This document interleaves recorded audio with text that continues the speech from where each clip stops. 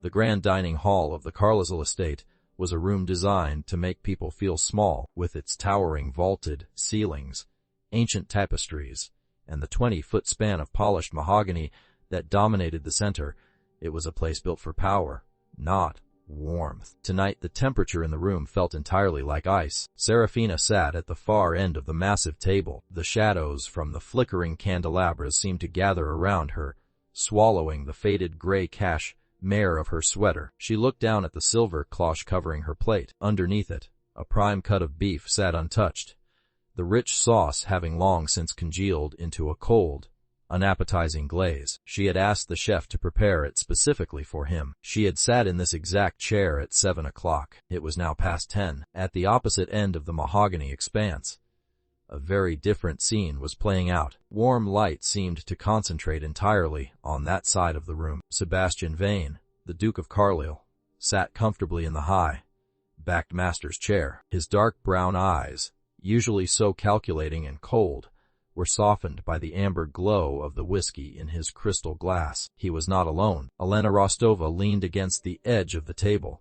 her heavy, glamorous perfume cutting through the faint scent of old wood and cold dinner. Her flawless, contoured face was tilted back in a bright, ringing laugh that bounced off the centuries-old portraits on the walls. She wore a stunning emerald dress, but what caught the light most was the heavy, ostentatious diamond necklace resting against her collarbone. Seraphina watched them from the dark end of the table. Her large green eyes were dry, but her throat felt painfully tight. Her nails pressed deep into the soft wool of her sleeves, hiding the faint trembling of her hands. For 3 years, this had been her life, waiting for his carriage in the rain, waiting for his heavy footsteps on the stairs, waiting for him to look at her with something other than mild irritation. She had quietly poured her own family's vast, unseen wealth into the failing Carlisle estate, managing his debts, securing his standing, all while shrinking herself down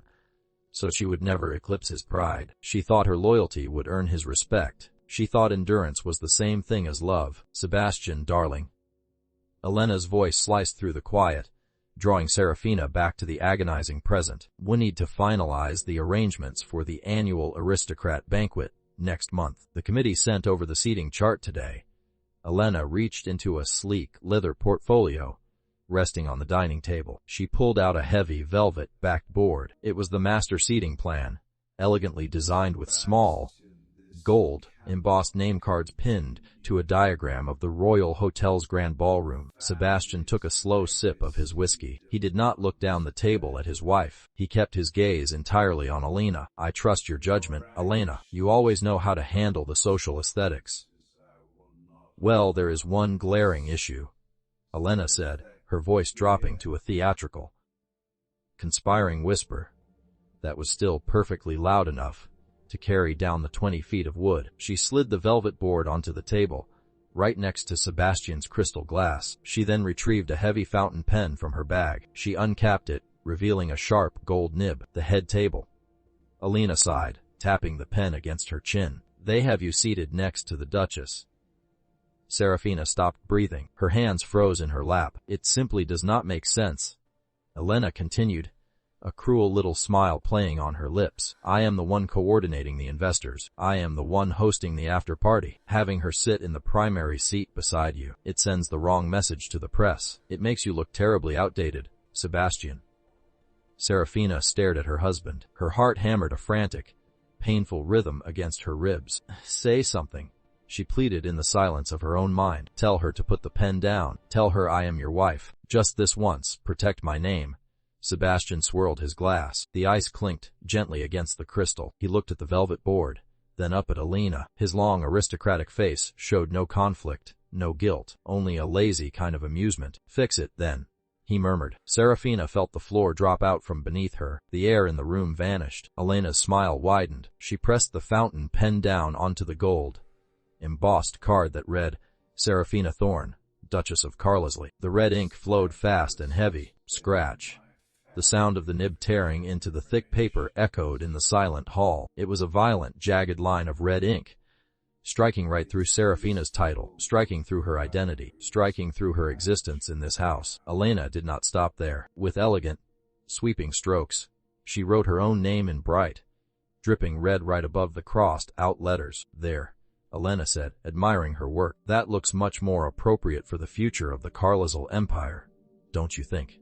Sebastian chuckled, a low, satisfied sound. He raised his glass to her in a silent toast and took another drink. At the far end of the table, Seraphina sat perfectly still. The panic, the desperation, the desperate need to cry, it all rushed up to the surface, hitting a solid wall of ice inside her chest. The tears did not fall. The trembling in her hands completely vanished. She looked at the red ink bleeding into the velvet board 20 feet away. She looked at the man she had spent 3 years trying to save from his own incompetence. She looked at the woman sitting in her home, erasing her life with a stroke of a pen. Then Seraphina slowly turned her wrist. She looked at the small, understated silver watch she wore. 10:50. The realization washed over her, not with a burning rage, but with a devastating, absolute clarity. There was nothing left to wait for. The man she loved was a fiction. The marriage she fought for was a waiting room for her own destruction. She reached out and picked up her heavy silver fork. She did not throw it. She did not scream. She simply dropped it onto the porcelain plate. Clack, clack. The sharp,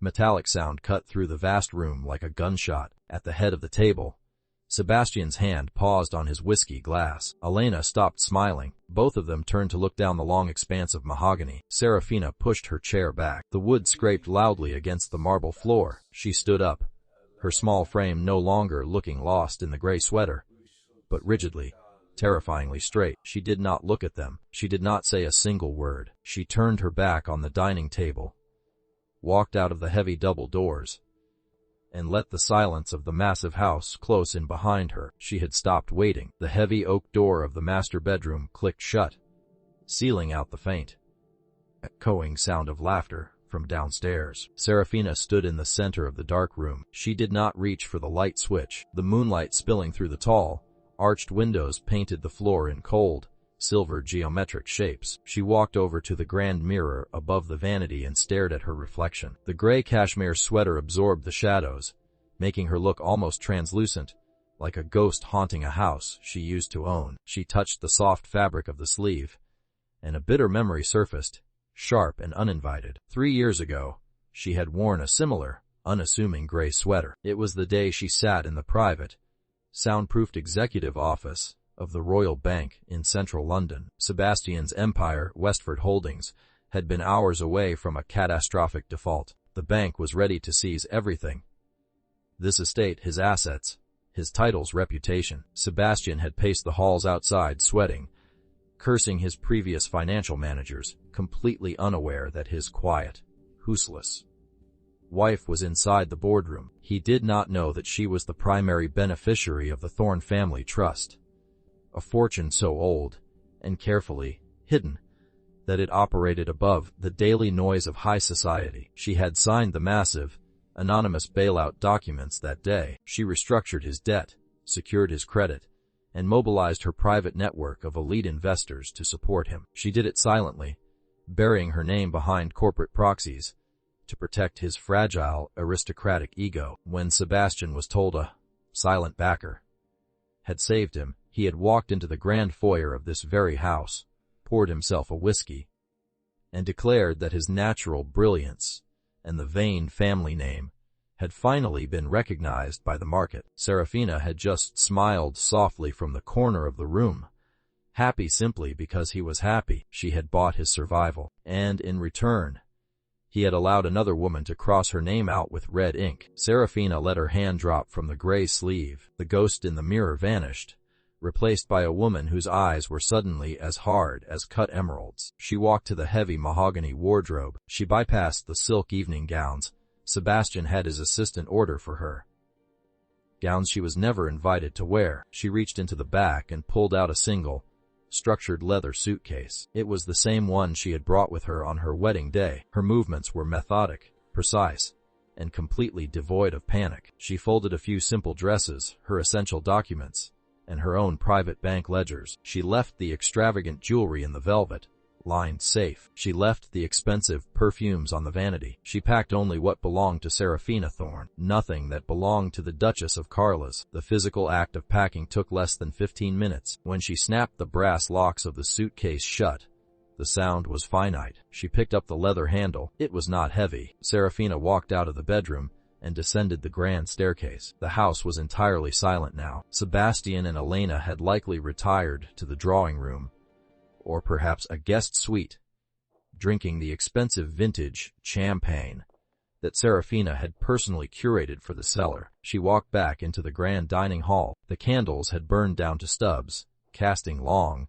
erratic shadows across the 20 feet of mahogany. The velvet seating chart still lay on the table, right where Elena had left it. The violent slash of red ink over her name looked like a fresh wound in the dim light. Seraphina set her suitcase down. She raised her left hand. The diamond and sapphire wedding ring felt suddenly incredibly heavy, as if it had been dragging her down to the bottom of an ocean for 3 years. She grasped the cold metal, twisted it past her knuckle, and pulled it off. Her finger felt strangely light. A faint, pale indentation remained on her skin, but she knew it would fade. She placed the ring directly onto the velvet board. She set it precisely over the red ink that crosses out her title. It was a silent, absolute resignation. Seraphina turned and walked out of the dining room. She crossed the vast marble foyer, unlatched the heavy front doors, and stepped out into the night. A cold, misty rain was falling over the sprawling grounds. A black town car,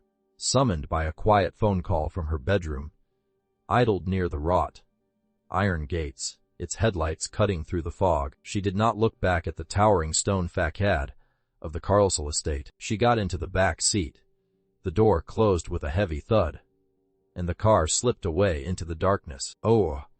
The morning sun broke through the tall windows of the dining room with an unforgiving brightness. Sebastian Vane walked into the room at exactly 9 o'clock, adjusting the cuffs of his tailored morning suit. His head throbbed slightly from the whiskey, but he felt a familiar, arrogant satisfaction. Elena had been entertaining, and the plans for the annual aristocrat banquet were progressing perfectly. He expected to see Seraphina sitting at her usual place at the far end of the table, sipping her black tea, her eyes lowered, waiting for him to acknowledge her. He expected a quiet, mousy apology for her abrupt departure the night before. He stopped at the head of the table. The chair at the far end was empty. The silver cloche had been cleared by the staff, leaving the polished mahogany bare. Frowning, Sebastian walked toward his own seat. That was when he saw it. The velvet seating chart was still there, and resting perfectly atop the smeared red ink was Seraphina's heavy sapphire wedding ring. It glinted under the morning sun, cold and abandoned. Sebastian stared at the ring for a long moment, his brow furrowed in irritation. He picked up the heavy piece of jewelry, turning it over in his fingers. He did not feel panic. He did not feel loss. He felt a surge of dismissive annoyance. Melodrama, he muttered to himself, dropping the ring into the pocket of his suit trousers. He assumed she had gone to her sister's house in the countryside. He assumed she was throwing a silent, pathetic tantrum because her feelings were hurt over a simple seating arrangement. She had nowhere else to go. She had no real money of her own, no power, no voice. She was utterly dependent on the Carlisle name. He poured himself a cup of coffee from the silver carafe on the sideboard. He took a sip, looking out the window at his vast, sprawling estate. She'll be back by dinner, Sebastian said to the empty room. They always come back. He had no idea that the foundation of his entire world had already been packed into a single leather suitcase and driven away in the night. By the third day of Seraphina's absence, Sebastian Vane had entirely convinced himself that he had won a silent victory. Elena had moved her matching designer luggage into the master suite before noon on the first day. She had spent the afternoon carelessly riffling through the expensive silk evening gown Seraphina had left behind, laughing at how drab and conservative they were. Elena had immediately ordered the estate staff to clear the vanity, replacing Seraphina's understated French perfumes with her own heavy, overwhelming floral scents. Sebastian let her do it. He found Elena's vibrant, demanding energy refreshing compared to the cold, quiet ghost that Seraphina had become. He kept the heavy sapphire wedding ring in his desk drawer, locked away with his cigars, certain that by the end of the week, the estate gates would open and his wife would return. Thoroughly defeated and ready to apologize, he was so deeply insulated by his own arrogance that he did not notice the subtle shifts in the atmosphere of his home. He did not notice that the head butler had stopped offering the vintage wines, or that the floral arrangements in the foyer were suddenly generic and uninspired. He did not realize that Seraphina had not just been sitting in the shadows. She had been holding the walls up. The first real tremor hit on Thursday evening. It was a crucial dinner. Sebastian was hosting the board members of the London Sovereign Trust, a consortium of elite investors whose capital was essential for his upcoming West End real estate expansion. These were men of old, quiet money, accompanied by wives whose pedigrees were as ancient as the Carlisle tapestries. Elena had eagerly claimed the role of hostess. She wore a plunging crimson dress that was far too theatrical for a private business dinner, and around her neck sat the ostentatious, heavy diamond necklace she claimed was a family heirloom. When the guests arrived, the disaster unfolded with agonizing precision. In the past, Seraphina would have greeted the wives with perfectly calibrated warmth. She would have remembered the names of their children, asked about their summer estates, and seamlessly guided them into the drawing room, creating an atmosphere of effortless exclusivity. Elena, instead, talked loudly about her own recent shopping trips to Milan. She clinked her champagne glass aggressively when making a point, her manicured nails tapping against the crystal. The elite wives, women who wielded social power with the subtlety of a silk cord, simply stared at her. They exchanged devastatingly brief, silent glances. Their smiles were polite, tight, and utterly freezing. When they finally moved to the grand dining hall, Elena eagerly took the seat at the far end of the mahogany table, Seraphina's seat. Sebastian sat at the head, attempting to steer the conversation toward the West End development, but the rhythm of the table was broken. Seraphina used to ask exactly the right questions, guiding the investors to feel brilliant, while subtly steering the negotiation in Sebastian's favor. Elena merely interrupted, laughing too loudly at jokes that were not meant to be funny, and repeatedly placing her hand over the arm of the conservative Lord Harrington, the head of the Sovereign Trust. The 20 feet of mahogany had never felt so vast, and yet so dangerously unstable. As the dessert plates were cleared, Sebastian signaled the butler to bring in the leather folios. It was time to finalize the capital injection. 3 heavy folders were placed before Lord Harrington and his 2 chief partners. Sebastian leaned back in his high-back chair, swirling his whiskey. As you can see, gentlemen, the projections are flawless. The Carlisle name brings unparalleled value to this sector. I assume we are ready to move forward. Lord Harrington opened his folder. He retrieved a gold pen from his breast pocket. He adjusted his reading glasses and scanned the final page of the contract. He read it once, then he read it again. The older man frowned. He flipped back to the previous page, his thick white eyebrows drawing together. Is there an issue, Harrington? Sebastian asked, keeping his tone light, though a faint prickle of unease started at the back of his neck. Lord Harrington slowly capped his gold pen and placed it flat on the mahogany table. He looked up, his gaze bypassing Sebastian entirely to look down the length of the table toward Elena. He observed her crimson dress, her loud makeup, and the fake heirloom necklace with a look of profound, aristocratic exhaustion. Then Harrington looked back at Sebastian. The paperwork appears incomplete, Your Grace, Harrington said smoothly. The use of his formal title was not a sign of respect. It was a barrier. Incomplete. Sebastian frowned, leaning forward. My legal team vetted it this morning. The asset margins are all explicitly detailed. The margins are fine, Harrington replied, his voice calm, carrying effortlessly across the silent room. But the guarantor line is blank. I do not see the Duchess's signature. Elena scoffed, rolling her eyes and reaching for her wine glass. Oh, please. Sebastian is the Duke. He owns the estate. He doesn't need his wife's permission to do business.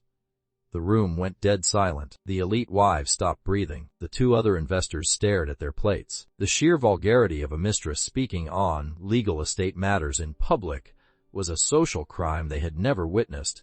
so blatantly. Lord Harrington did not even blink at Alina. He kept his cold eyes fixed strictly on Sebastian. "You are the Duke, yes?" Harrington said, his tone turning to steel. "Your name is on the letterhead, but for the last 3 years, Carlisle, your wife has been the primary countersignatory on all leveraged debt. The Royal Bank's underwriting explicitly mandates her signature as the security anchor."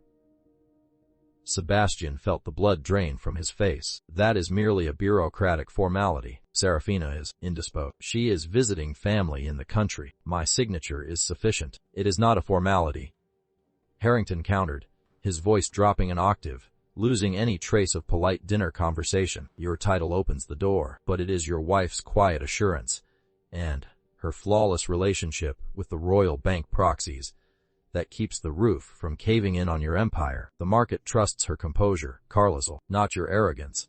Harrington stood up. The other 2 investors immediately stood as well. "When the Duchess returns and signs the guarantor addendum, you may call my office," Harrington said, buttoning his suit jacket. "Until then, the Sovereign Trust will not risk a single pound on a house that is clearly not in order."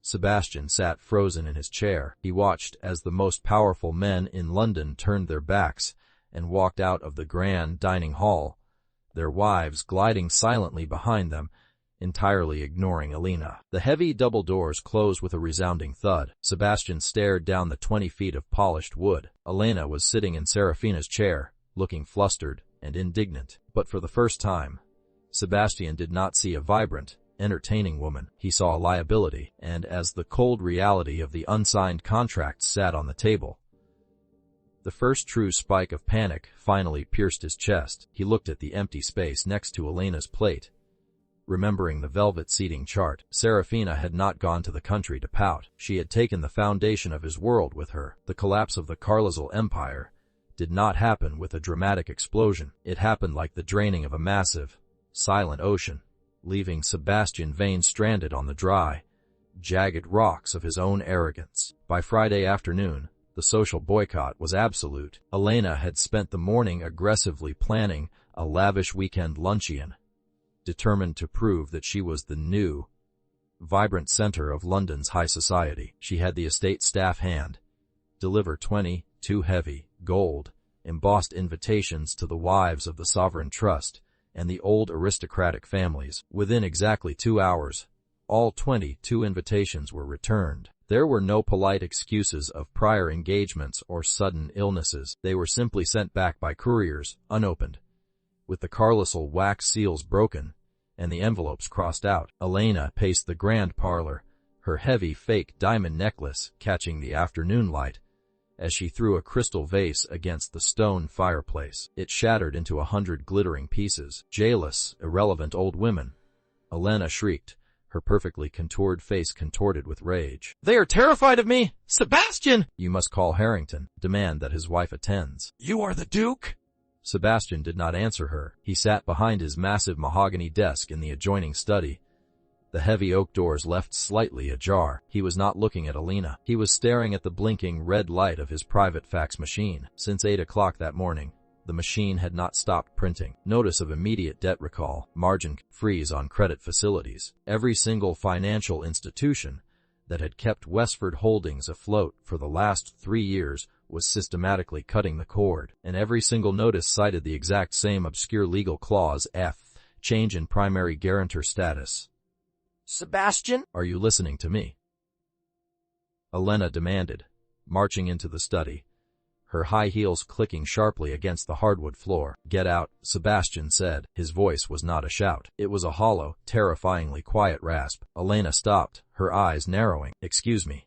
Sebastian finally looked up at her. The whiskey from the night before, the lack of sleep, and the sudden, crushing weight of reality had stripped away his aristocratic polish. He looked at the woman standing in his study, with her loud voice and her cheap temper.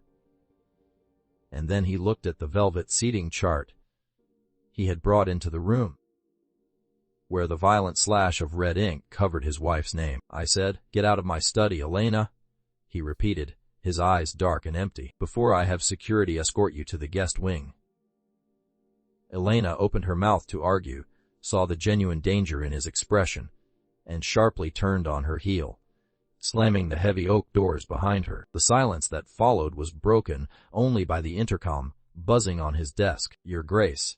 His secretary's trembling voice came through the speaker. "Pendleton has arrived. Send him in immediately," Sebastian commanded, leaning forward, resting his elbows on the desk, and burying his face in his hands. Arthur Pendleton, the lead counsel and senior wealth manager for the Carlisle estate, walked into the study with a heavy leather briefcase. He was an older man, sharp and unsentimental. He did not offer a polite greeting. He simply took the seat opposite Sebastian and laid a thick stack of manila folders on the desk. "Tell me this is a misunderstanding, Arthur," Sebastian said, his voice tight with barely controlled panic. "Tell me Harrington is bluffing. I need an injunction. I need you to draft a legal order compelling Seraphina to return to the estate and sign the guarantor addendums. She is my wife. Her financial obligations are tied to this marriage by law." Pendleton did not open his briefcase. He looked at Sebastian with a mixture of professional detachment and profound pity. "Your Grace, you seem to labor under a catastrophic misconception regarding the nature of your marriage and the nature of your wealth," Pendleton said quietly. "What does that mean?" "Just draft the injunction." "I cannot compel the Duchess to sign anything," Pendleton replied, his tone chillingly level. "Because she is not your co-signer, Sebastian. She is your creditor." Sebastian froze, his hands slowly lowered to the desk. "What are you talking about?" Pendleton opened the top manila folder. 3 years ago, Westford Holdings was 36 hours away from total liquidation. The Royal Bank stepped in as an anonymous private wealth proxy and bought your debt out from under the vultures. They restructured your loans and gave you a limitless line of credit based on a blind trust. "I know that," Sebastian snapped, though a cold sweat began to prick the back of his neck. "The market recognized my value. The market recognized nothing," Pendleton corrected harshly. "The blind trust that saved you, the anonymous proxy at the Royal Bank, was the Thorne family trust, specifically the private, unencumbered funds of Seraphina Thorne." The air in the study evaporated. "No," Sebastian whispered, the color draining entirely from his face. "No, she has no money of her own. Her family's wealth is tied up in old land. She's just Seraphina. She is the sole executor of a shadow trust that eclipses the Carlisle net worth by a factor of 10, Pendleton said, pushing the documents across the desk. "She did not tell you, presumably, to protect your pride, but she owned the paper on your company. She owned the mortgage on this very estate. Her signature was required on those documents yesterday, not to ask for permission, but because it is her money you are spending." Sebastian stared blindly at the legal documents. The elegant, looping signatures of his wife were on the bottom of every bailout agreement, hidden under layers of corporate proxy names. "And yesterday afternoon," Pendleton continued, dealing the final, lethal blow, "the Thorne Trust officially withdrew its proxy, standing with the Royal Bank. She has pulled her backing. She has called in the debts. You have 14 days to produce £50 million in liquid capital, Your Grace, or the bank will seize Westford Holdings, and they will seize this estate." Pendleton stood up, buttoning his jacket. "I advise you to find your wife, Sebastian, and I advise you to beg." The lawyer left the room. Sebastian was entirely alone. The walls of the study suddenly felt like a cage. He looked frantically at the velvet seating chart. Elena hadn't just crossed out a silent, mousy wife. With a stroke of a red pen, she had crossed out the owner of the house, and he had let her do it. He had laughed. His hands shook violently as he grabbed his sleek mobile phone. He bypassed his secretary, bypassed his pride, and dialed Seraphina's private number. The number he had ignored for weeks. He pressed the phone to his ear, his heart hammering against his ribs like a trapped bird. He would apologize. He would send Elena away immediately. He would buy her diamonds. He would promise her the world. The line clicked. "We are sorry." The automated, sterile voice echoed in his ear. "The number you have reached has been disconnected and is no longer in service.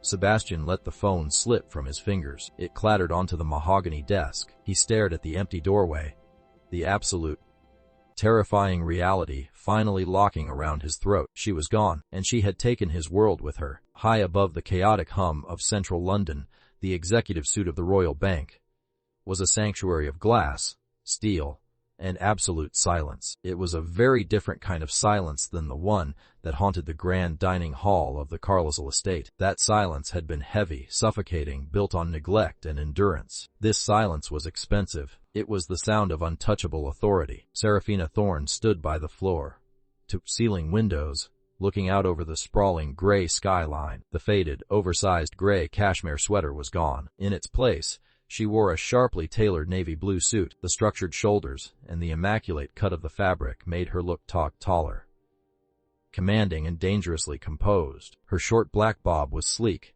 framing a face that had lost the soft, bruised exhaustion of a waiting wife, revealing the sharp, aristocratic bone structure of a woman who owned her world. The heavy oak door opened with a soft click. Marcus Sterling, the senior managing director of the Royal Bank, stepped into the room holding a thick red leather folder. He was a man who commanded prime ministers, yet he bowed his head slightly as he approached her desk. "Ms. Thorne," Sterling said, his tone laced with deep, unwavering respect. "The final audits have been processed. As you predicted, Westford Holdings lacks the liquidity to cover the immediate margin calls. The Duke's legal counsel has submitted 3 separate appeals for an extension." Seraphina turned away from the window. She walked toward the sleek obsidian desk and took her seat. She did not look anxious. She did not look vindictive. She looked perfectly, devastatingly calm. "Did you read the appeals, Marcus?" she asked, her voice smooth and even. "I skimmed them," Sterling replied, placing the red folder on the desk and opening it. "They are essentially desperate pleas wrapped in legal jargon. He is attempting to leverage his title to delay the foreclosure of the country estate. He also requested a direct line to the primary proxy, you, ma'am. He wishes to negotiate face to face." Seraphina looked down at the documents. There it was, Sebastian's signature. It looked frantic, the ink pressing too hard into the paper. A week ago, seeing his distress would have sent her running to her private accounts, ready to shield him from the consequences of his own arrogance. Now she felt absolutely nothing. The illusion had been shattered, and what remained was merely a business transaction. "He does not get an extension," Seraphina said quietly. She reached across the desk to sign the final foreclosure mandate. Her fingers brushed against a heavy fountain pen left on the executive blotter by an associate. She picked it up and uncapped it. The nib was coated in bright, wet red ink. Seraphina froze. The sterile boardroom vanished for a fraction of a second, replaced by the flickering candlelight of the dining room. She heard the harsh, jagged scratch of Alina's pen crossing out her name on the velvet seating chart. She heard Sebastian's low, satisfied chuckle. She stared at the red ink. It was the color of humiliation. It was the color of a woman being erased in her own home. Seraphina slowly screwed the cap back onto the pen. She did not sign the document with it. Instead, she walked over to the stainless steel wastebasket in the corner of the office and dropped the pen inside. It hit the empty metal bottom with a sharp, echoing clatter. "Marcus," she said, returning to her desk and pulling a sleek, silver pen with black ink from her own pocket. "Instruct the staff that I am never to be handed a red pen again. Black ink only. We are closing accounts, not editing social calendars." "Understood, Ms. Thorne."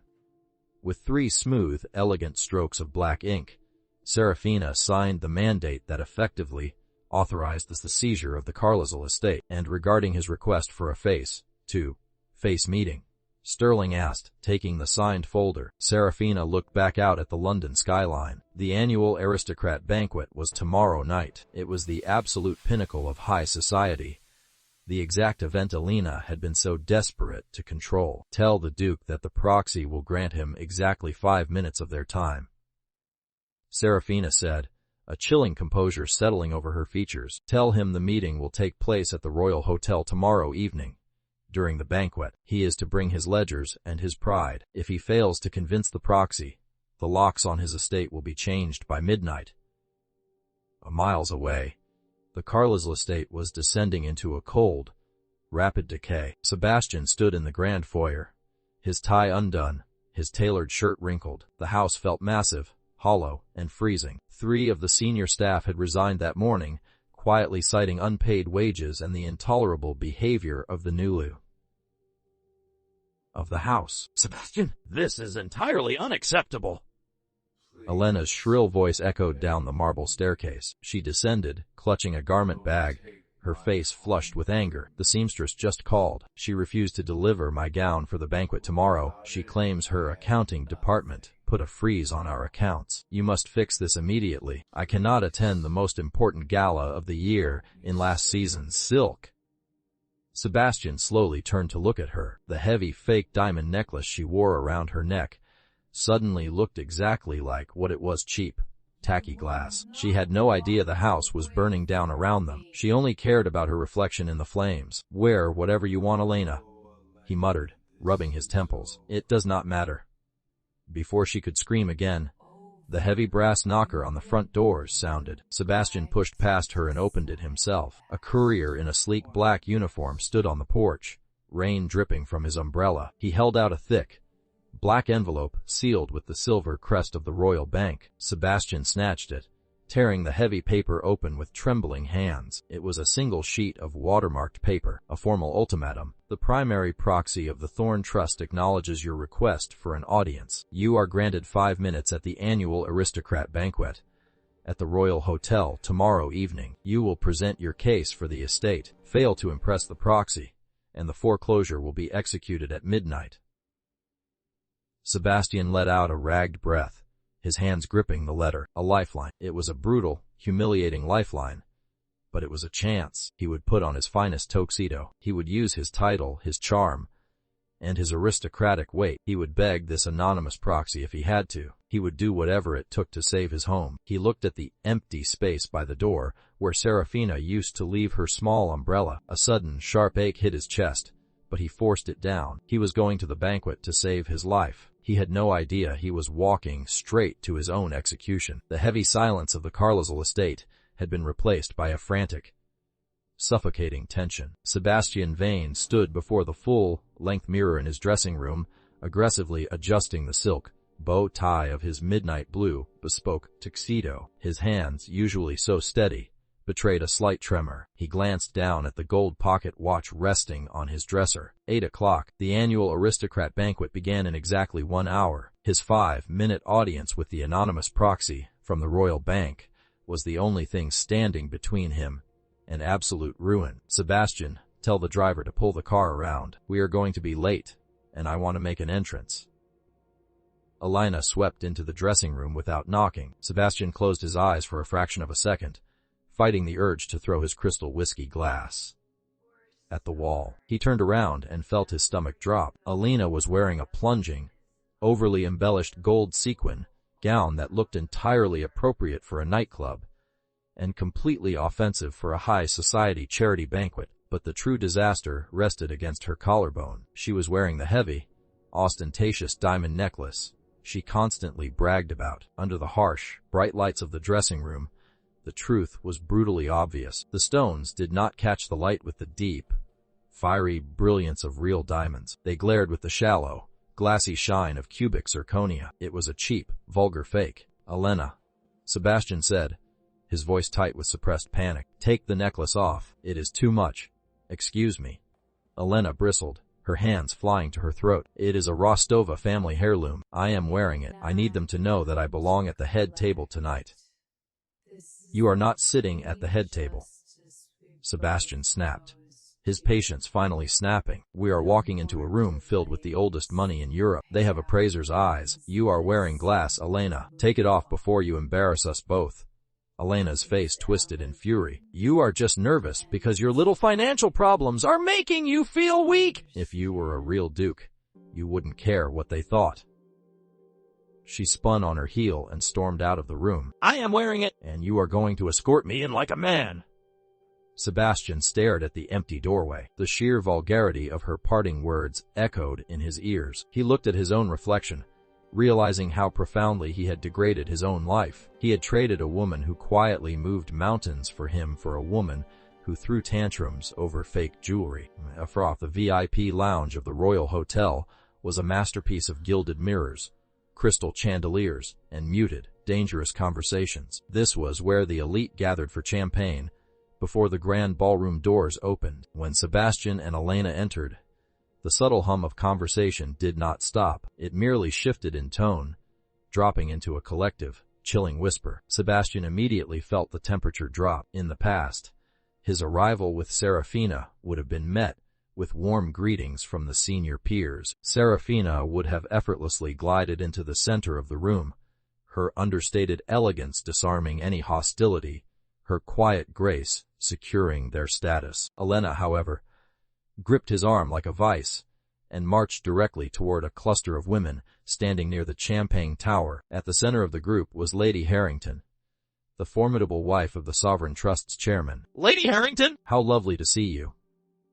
Elena projected loudly, her voice piercing the refined murmur of the room. The circle of aristocratic wives slowly turned. They did not smile. They looked Elena up and down, their eyes resting momentarily on the plunging neckline of her gold dress, before locking onto the massive, glaringly fake necklace. Lady Harrington took a slow sip of her champagne. Her gaze was as cold as a winter sea. "Ems, Rostova," Lady Harrington said, not offering her hand. Her tone was perfectly polite and completely lethal. "What a bold choice of attire, and what an extraordinary piece of jewelry. I don't believe I have ever seen stones cut quite like that." Elena beamed, entirely missing the venom hidden beneath the silk. "Thank you. It is a family heirloom, extremely rare." "I am sure it is," Lady Harrington murmured, her eyes flicking toward Sebastian with a look of absolute, devastating pity. "Though I must say, the lighting in here does play tricks. One must be so careful with heirlooms these days. Some things that appear to have immense value are, upon closer inspection, entirely worthless." A few of the younger wives hid quiet smirks behind their crystal flutes. Sebastian felt the blood rush to his face, a burning, humiliating heat. Lady Harrington wasn't just talking about the necklace. She was talking about Elena. She was talking about him. He abruptly pulled his arm out of Elena's grip. "Excuse me, ladies," Sebastian said stiffly, ignoring Elena's startled gasp. He turned and walked away, leaving her stranded in the circle of wolves. He retreated to the far side of the lounge, near the towering velvet curtains that blocked the entrance to the main ballroom. His chest heaved as he pulled his gold pocket watch from his vest. 8:45. The proxy from the Royal Bank would arrive at any moment. Sebastian leaned against the marble pillar, closing his eyes. The scent of Elena's heavy perfume still lingered in his nose, sickening and loud. Suddenly, a phantom memory washed over him.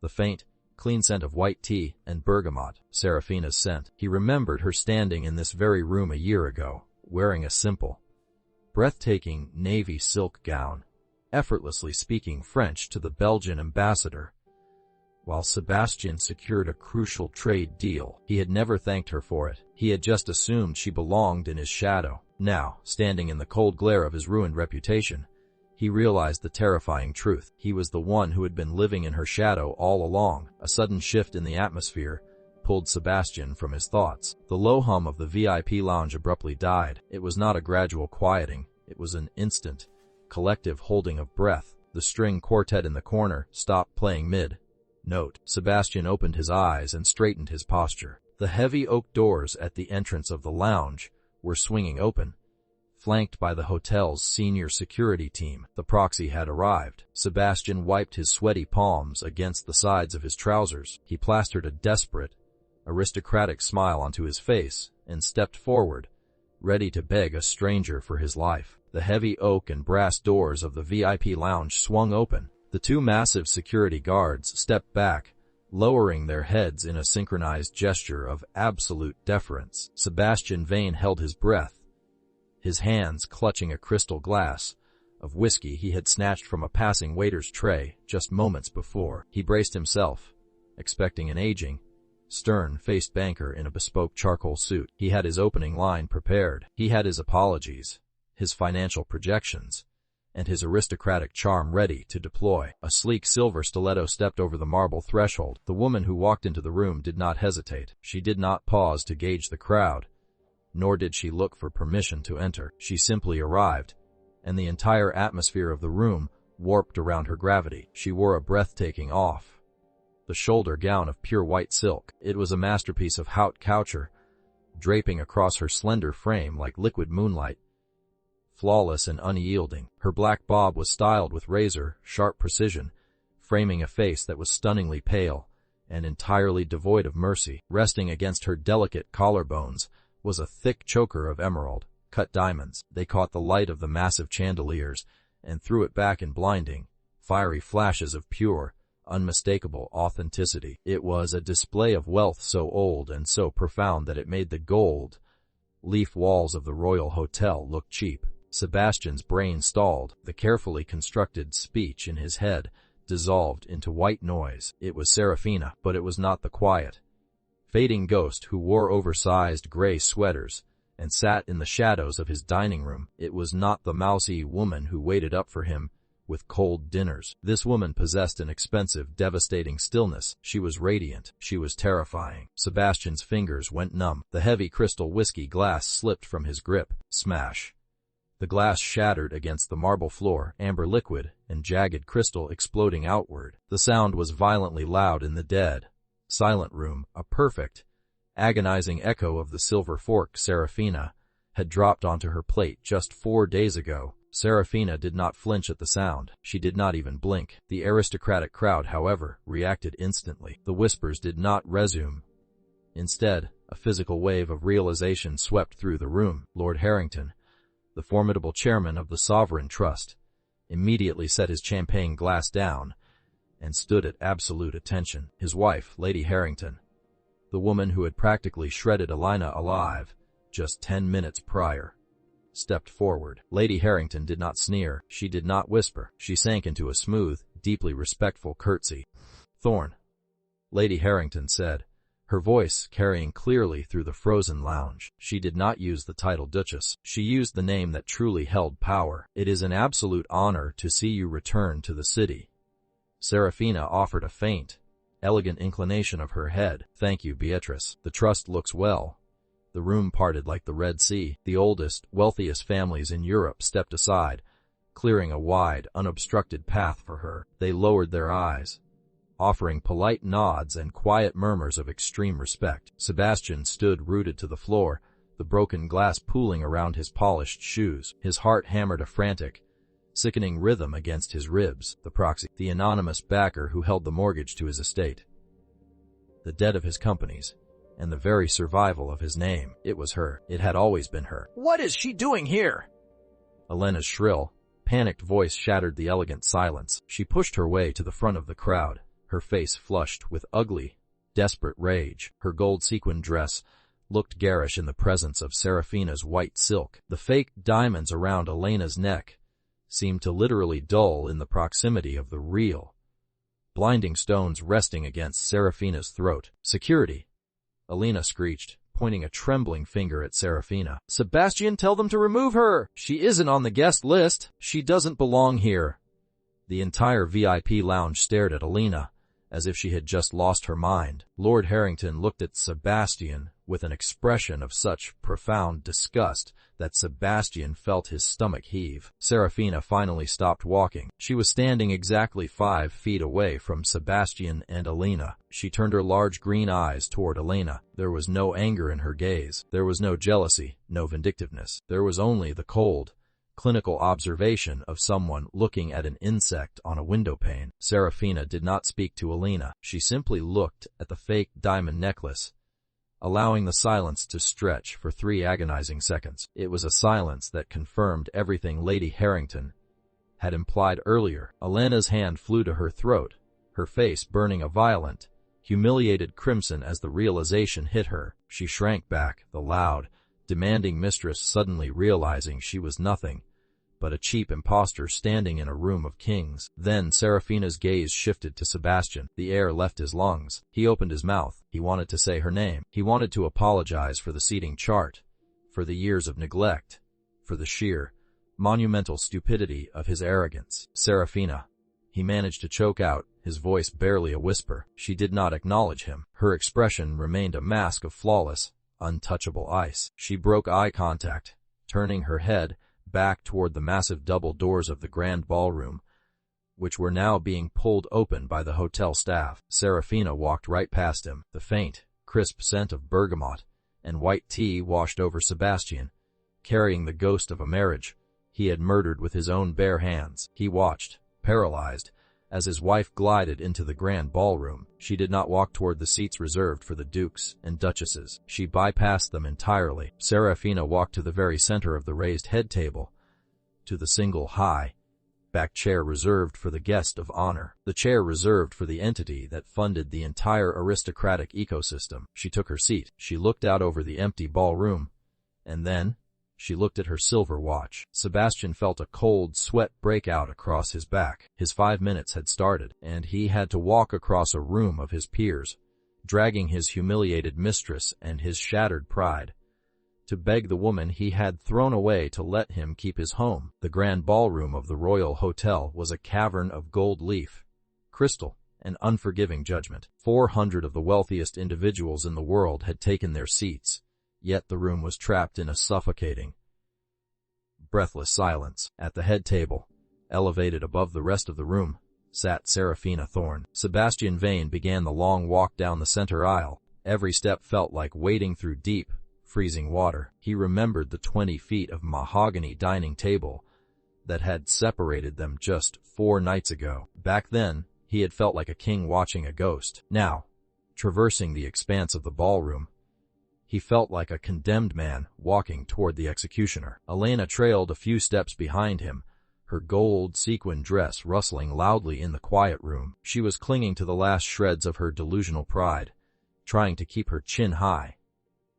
But the collective, icy stares of the aristocratic wives were stripping the flesh from her bones. When Sebastian finally reached the head table, he was breathing heavily. A sheen of cold sweat coated his forehead. He looked up at his wife. Seraphina did not look at him with hatred. That was the most terrifying part. Her large green eyes were entirely serene, reflecting the blinding light of the chandeliers and the diamonds at her throat. Resting on the pristine white tablecloth directly in front of her was a heavy, dark blue velvet board. It was the Royal Trust allocation chart, a ceremonial list of the estates and portfolios the bank had chosen to underwrite for the next fiscal year. Small, gold-embossed name cards were pinned to the velvet. Right in the center, gleaming under the light, was the card that read, I, Westford Holdings, Duke of Carlisle. You have exactly 3 minutes remaining, Sebastian, Seraphina said. Her voice was quiet, yet it carried the weight of an absolute decree. Sebastian swallowed hard,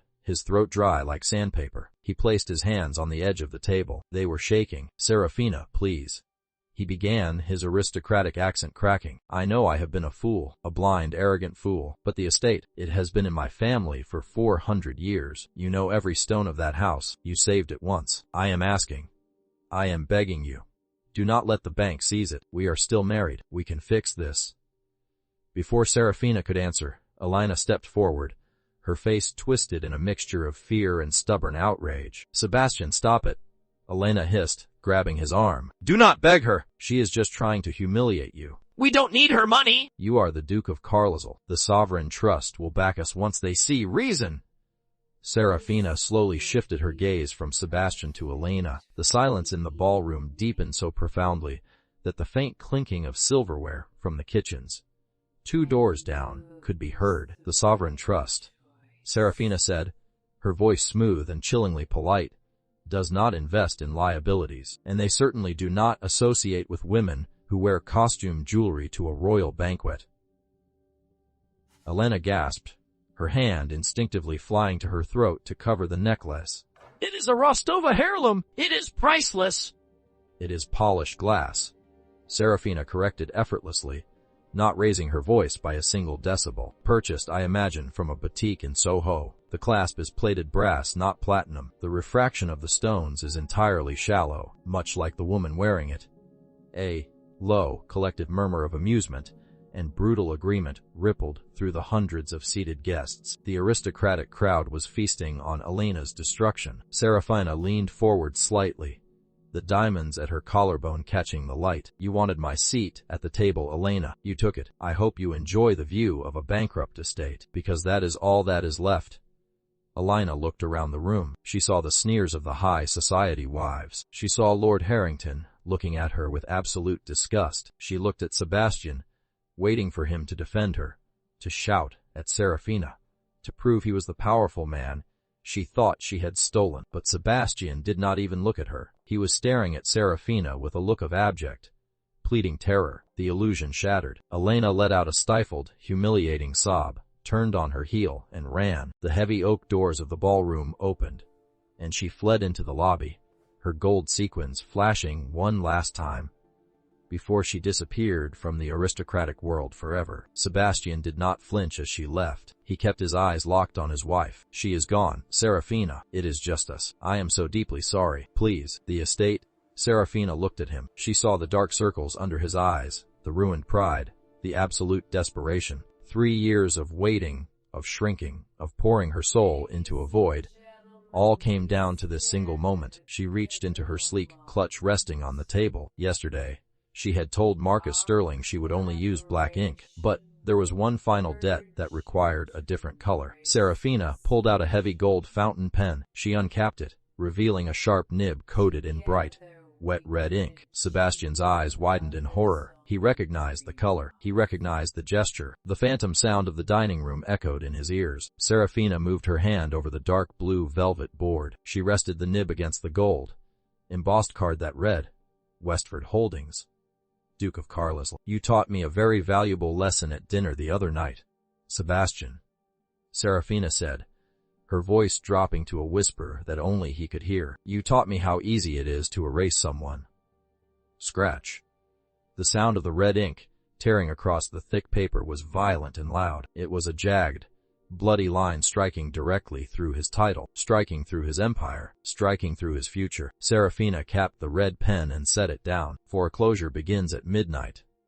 The last pillar of Sebastian Vane's world collapsed. His legs gave out. The sheer, crushing weight of the loss of his home, his name, and the irreplaceable woman sitting in front of him, broke his knees. With a dull thud, the Duke of Carlisle collapsed onto the red carpet. He fell to his knees in the center of the grand ballroom, right in front of the head table, bowing before the 400 most powerful people in Europe. He buried his face in his hands, and the room watched in absolute, deadly silence as the Duke finally wept. The sound of a grown man weeping in a room full of 400 silent people is not a sound easily forgotten. It is a hollow, ragged noise, entirely stripped of dignity. Sebastian Vane, the Duke of Carlisle, knelt on the rich crimson carpet of the grand ballroom. His expensive midnight blue tuxedo was crumpled. His hands gripped the edge of the pristine, white tablecloth of the head table, his knuckles turning white. He looked up at the woman sitting above him, his dark eyes brimming with desperate, overflowing tears. Seraphina. Sebastian choked out, the name tearing at his throat. Please, I am begging you. I was blind. I was arrogant and stupid, and I let my pride blind me to the only real thing in my life.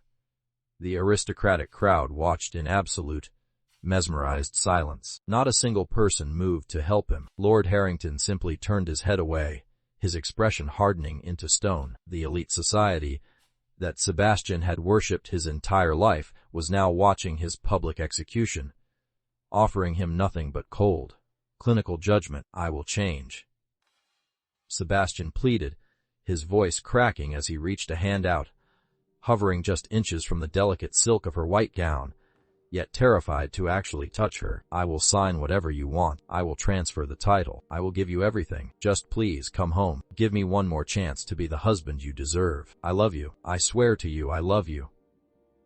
Seraphina looked down at the man kneeling before her. 3 years ago, seeing a single tear in his eye would have shattered her heart. She would have abandoned all her own boundaries just to comfort him. She would have hidden her light entirely so he could shine. But looking at him now, she felt nothing but a profound, empty weightlessness. The chains of her own misplaced devotion were entirely broken. Seraphina did not raise her voice. She did not sneer, and she did not smile with cruel satisfaction. She leaned back in the high-backed chair, the diamonds of her choker catching the chandelier light in a brilliant, icy flash. You do not love me, Sebastian, Seraphina said softly. The acoustics of the massive room carried her quiet, devastatingly calm voice to every corner of the ballroom. You love the comfort I provided. You love the walls of your estate. You love the safety of your reputation.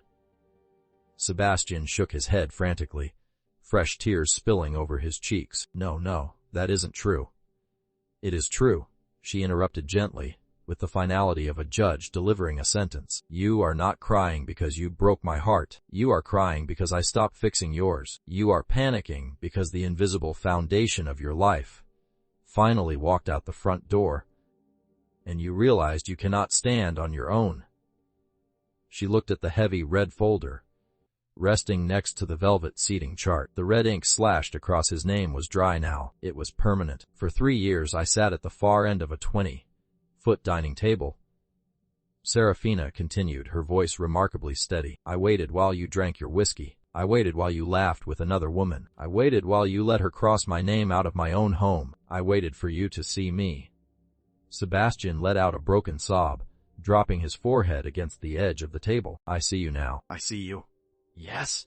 Seraphina agreed, a quiet, absolute coldness settling over her features. You see me now, because I am the one holding the deed to your house, but the woman who loved you, the woman who waited for you in the dark. She paused, letting the silence hang heavy in the breathless room. She stopped waiting, Sebastian, and she is never coming back. Seraphina picked up her sleek silver clutch from the table. She did not take the red folder. She did not take the ruined velvet board. She left the debris of his shattered empire exactly where it belonged. With him. She stood up. The movement was fluid, graceful, and utterly detached. Security, Seraphina said quietly, looking toward the heavy double doors. 2 massive men in dark suits immediately stepped forward from the shadows, moving swiftly to flank the head table. Sebastian tried to reach for her dress, a final, pathetic grasp at the ghost of his wife. But one of the guards firmly gripped his shoulder, holding him back against the red carpet. Seraphina stepped down from the raised platform. As she walked down the center aisle of the grand ballroom, the crowd of aristocrats parted for her once again. But this time it was not just respect.